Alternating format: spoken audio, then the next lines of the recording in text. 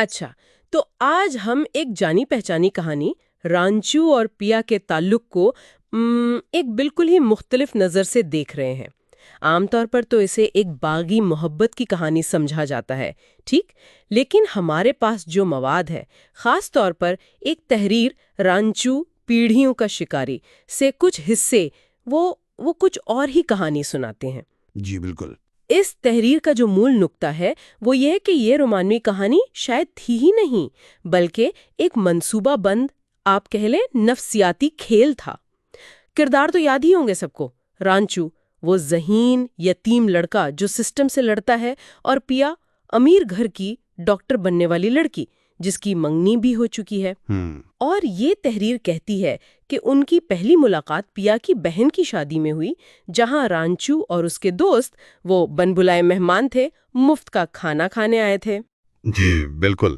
اور آج ہماری بات چیت کا مرکز یہی ہے، مطلب اس تحریر کی روشنی میں رانچو کے کردار اور اس کے کاموں کا جائزہ لینا۔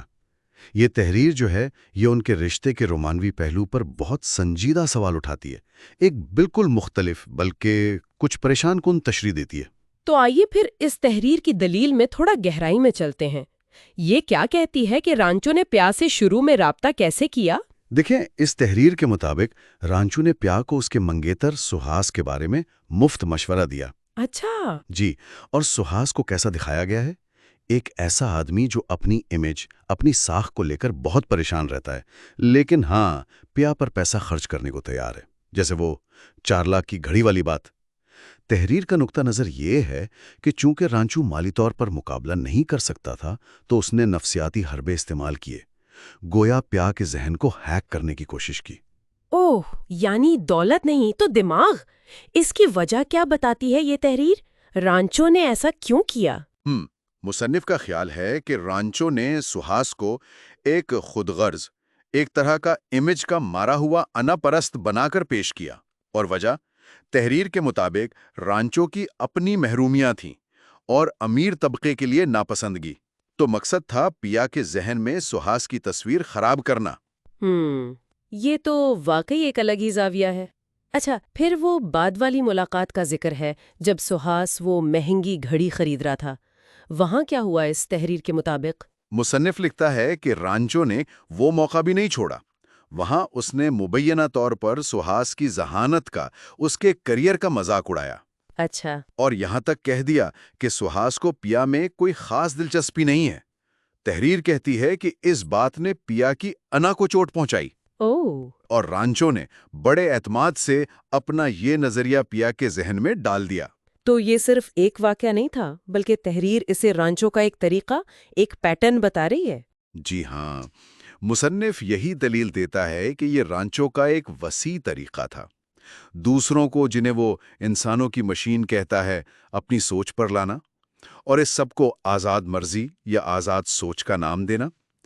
تحریر تو یہاں تک کہتی ہے کہ پیا اپنے والد کو بھی رانچو کی اسی منفی نظر سے دیکھنے لگی تھی۔ اور وہ واقعہ بھی تو ہے نا، جہاں رانچو پہلے پیا کی تعریف کرتا ہے کہ وہ اپنی مرحومہ ماں جیسی دکھتی ہے، اور پھر فوراً ہی اس کے والد کا مذاق اڑاتا ہے۔ جی بالکل۔ تحریر اس بات پر زور دیتی ہے کہ رانچو کے طریقے بدلتے رہے، لیکن وہ جو تضحیک تھی وہ مبینہ طور پر جاری رہی۔ اور ان سب کا نتیجہ کیا نکلا؟ جیسا کہ تحریر بتاتی ہے وہ کافی سنگین تھا۔ پیا الجھن کا شکار ہو گئی، اپنے والد کے خلاف کھڑی ہو گئی، یہاں تک کہ رانچو کے لیے امتحانی پرچے چرانے کے لیے اپنے والد کے دفتر کی چابیاں دے دیں۔ مصنف اسے ایسے پیش کرتا ہے جیسے رانچو نے یہ سب منصوبہ بندی سے کیا، خاندان میں پھوٹ ڈلوانے کے لیے۔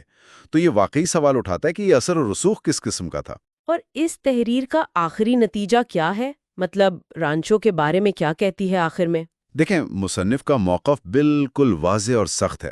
وہ کہتا ہے رانچو پیا سے محبت نہیں کرتا تھا، وہ صرف اپنی بقا کی جنگ لڑ رہا تھا، وہ خود غرض تھا۔ اچھا۔ تحریر میں زبان بھی کافی سخت استعمال ہوئی ہے۔ پیا کو رانچو کا حتمی شکار کہا گیا ہے، اور رانچو پر الزام ہے کہ وہ اپنے پیچھے ٹوٹے ہوئے لوگ، ٹوٹے ہوئے دل، ٹوٹے ہوئے ذہن چھوڑ گیا۔ یہاں تک کہ پیا کو چھوڑنے کے عمل کو بھی بہت منفی انداز میں دکھایا گیا ہے، جیسے کسی کو اذیت دینے کے لیے انتہائی قربت کے لمحے میں پیچھے ہٹ جانا۔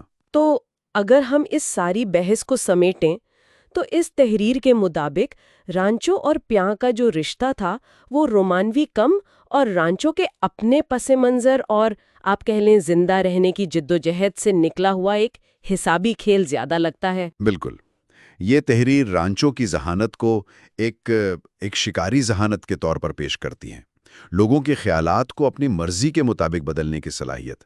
اور اس تحریر کے تجزیے کی روشنی میں جو لوگوں کے تاثرات کو بدلنے پر مرکوز ہے، ایک آخری بات جو سوچنے والی ہے جی، وہ یہ کہ حقیقی زندگی میں جسے ہم اکثر کرشمہ یا کوئی نئی سوچ سمجھتے ہیں، کتنی بار ایسا ہوتا ہے کہ اس کے پیچھے کچھ گہرے اور شاید زیادہ مینیپولیٹو قسم کے ارادے چھپے ہوں۔